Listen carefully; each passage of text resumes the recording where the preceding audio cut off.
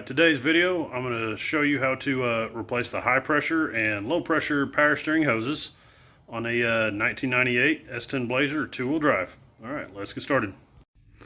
Alright, before you go start popping lines off, just get yourself a drain pan, because this is a messy job. Whenever you go start popping lines off, fluid is just going to kind of leak everywhere. It's the nature of it. Okay, for starters, I suggest you take out the air box because it'll give you a lot of extra room to work here, because where we're going is right down inside of here. So, and those are the lines that we're replacing.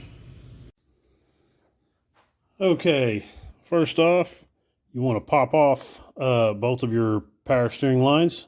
There's one here, and then there's one right here, and then this hose right here, it just clamps onto the, it's the return line, clamps onto the back of the pump. And then this line right here actually goes over and around and up underneath and actually connects towards the back side of the pump down towards the bottom.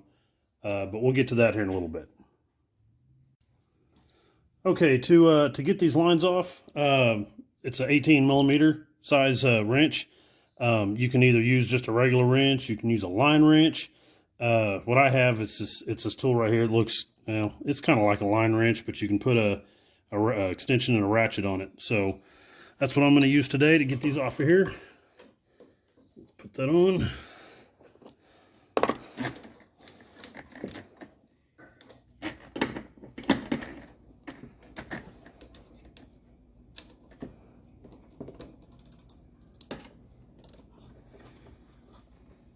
There you go. All right, that one came loose. That was the high pressure side. Now we're going to do the low pressure side. I'm sorry, not low pressure. Return.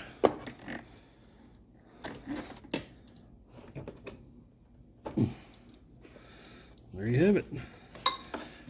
And then at this point, you'll just want to take the lines off and let the fluid run out of the reservoir and let it drain out. Let it drain out into the pan.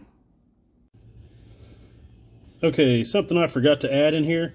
Before you actually pop the lines off, it'd probably help if you take a little toothbrush, a little wire brush or something, and kind of clean around where the lines go.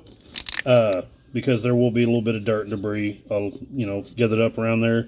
And when you pop your lines off, you don't want that stuff falling down into the gearbox. So probably a good idea to clean it off, and then maybe get some brake clean, and then spray around it and keep it nice and clean. So that way you don't contaminate anything. All right, once you have the lines popped off and everything is drained out, you're going to want to take your return line off, and it just clamps on right here. I guess this was just held on with a little hose clamp. And you can use a little flathead screwdriver or a 1/4-inch socket or a 1/4-inch wrench to loosen up your clamp. And then whenever I replace this one, I'm going to just end up cutting off this crimp right here, and then I'm just going to push new hose on right here, and then just put some new clamps on it. Since it's just a return line, it's low pressure, you shouldn't have an issue with it popping off the line with just regular hose clamps. I don't recommend ever doing that with the high pressure side, because it can blow the lines off. Alright, now it is time to remove the high pressure line off the bottom of the actual pump. And as you can see, let's get up here a little better. It's right there. And that fitting is a 5/8, and I've done these in the past where this part of the fitting that actually goes into the back of the pump, it will try to loosen up too, and if that happens, it's kind of a pain in the butt. Try not to let this come out, so you might have to get a backer wrench or something to hold this one so you can loosen up this fitting. And it's a 5/8 fitting, and it can be a bear to get out of there. Once it breaks loose, it should just come right out. So I'm going to go and get that out. Alright, so what I was talking about a minute ago, this other fitting trying to spin out. That's what's exactly happening to me. If you can see I'm on the actual line fitting. I try to loosen it, and that whole part turns, which this is that just turned it into a more of a pain in the ass to try to remove. But it's got to be done. So, okay, so I finally got it off. What I meant by using a backer wrench, and by the way, that big fitting on the back of the pump is a 1-inch wrench, and the smaller fitting is a 5/8. So let's see if I can't get a better shot on this. So you can kind of see what I had to do here. You take your, probably should get your smaller wrench on there first. So anyway, let's see.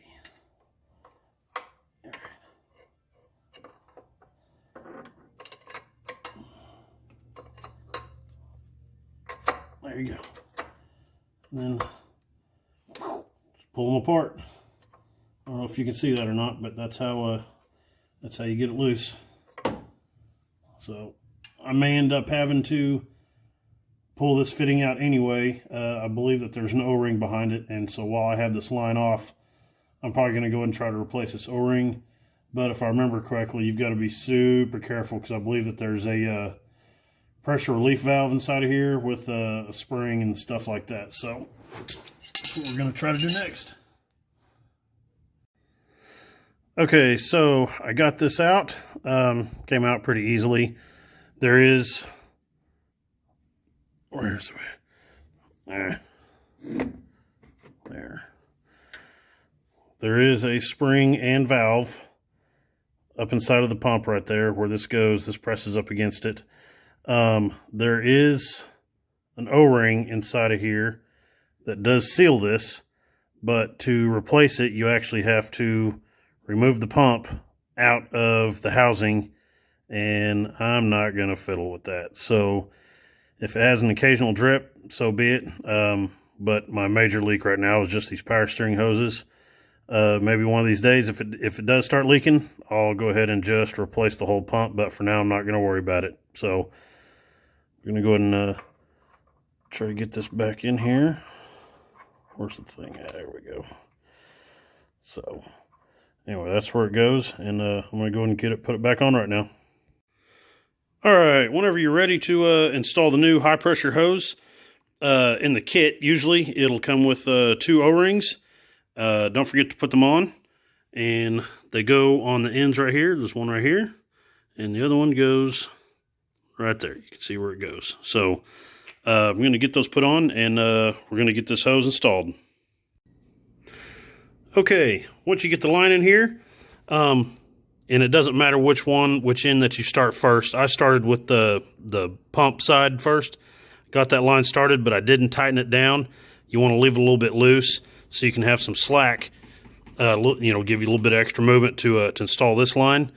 But whenever you get these installed, do not cross thread them. You will hate your life if you do. Whenever you do start these should go in about halfway just by hand. So once you're pretty confident that they're in at least halfway by hand or a couple of threads, then you can just take your wrench and go ahead and get them tightened down.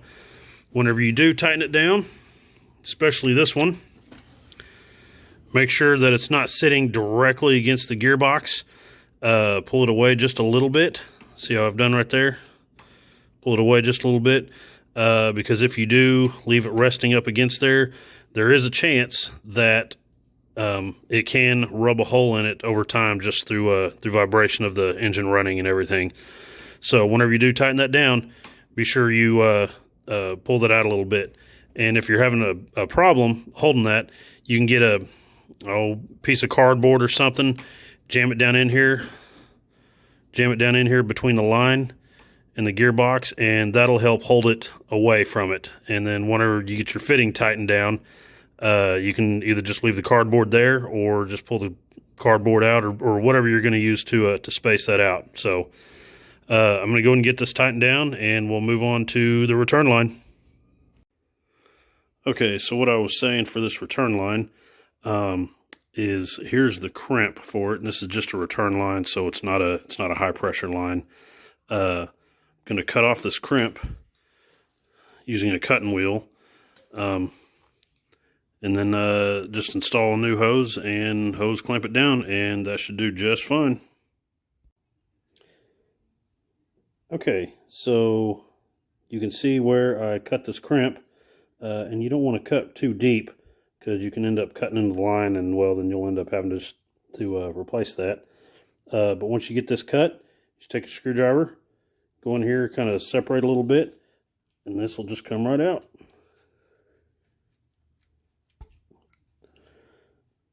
Just like that. So, all right, here you go. This is with everything on here. I even put the little hose guard sheath, whatever you want to call that. I put it back on there. The line is double hose clamped on both ends for the return line. And then your high pressure line, I've got it spaced just right, so it's not rubbing up against the gearbox down here. And then at this point, you just got to fill up the power steering fluid reservoir and start it up and bleed all the air out of it. Okay, so once you get your power steering fluid reservoir filled up, topped off, be sure you plug your air box back in because you don't want any kind of check engine lights. You can just kind of temporarily let it just sit here. It's not going to hurt nothing. And then we're going to check for leaks. I don't see nothing there, nothing leaking there. Everything's looking good. Let's get underneath and check it out.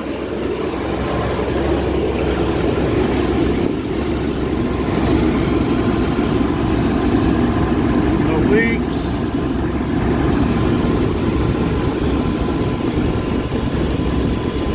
Pretty good. Don't pay attention to my oil cooler lines. They're getting replaced also, so they do leak.